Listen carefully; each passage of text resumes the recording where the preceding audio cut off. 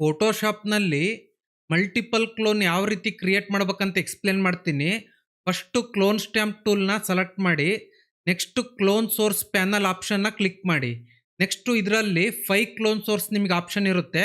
ನಾನು first clone ಸೋರ್ಸ್ನ select ಮಾಡಿ ಜಸ್ಟ್ ಕೀಬೋರ್ಡಲ್ಲಿ ಆಲ್ಟ್ ಪ್ರೆಸ್ ಮಾಡಿ ಫಸ್ಟ್ನೇ ಪ್ಯಾರಟ್ನ ಸೆಲೆಕ್ಟ್ ಮಾಡಿ ಕ್ಲೋನ್ ಮಾಡ್ತೀನಿ. ನೆಕ್ಸ್ಟು ಸೆಕೆಂಡ್ ಕ್ಲೋನ್ ಸೋರ್ಸ್ನ ಸೆಲೆಕ್ಟ್ ಮಾಡ್ತೀನಿ.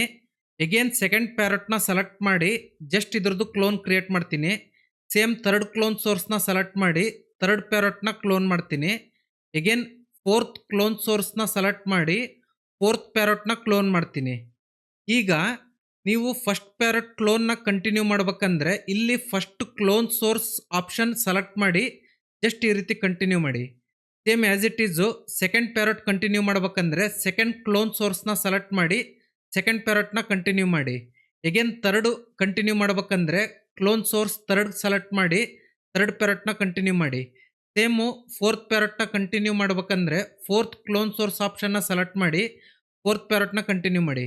ಸೊ ಈ ರೀತಿ ನೀವು ಮಲ್ಟಿಪಲ್ ಕ್ಲೋನ್ನ ಕ್ರಿಯೇಟ್ ಮಾಡ್ಬೋದು.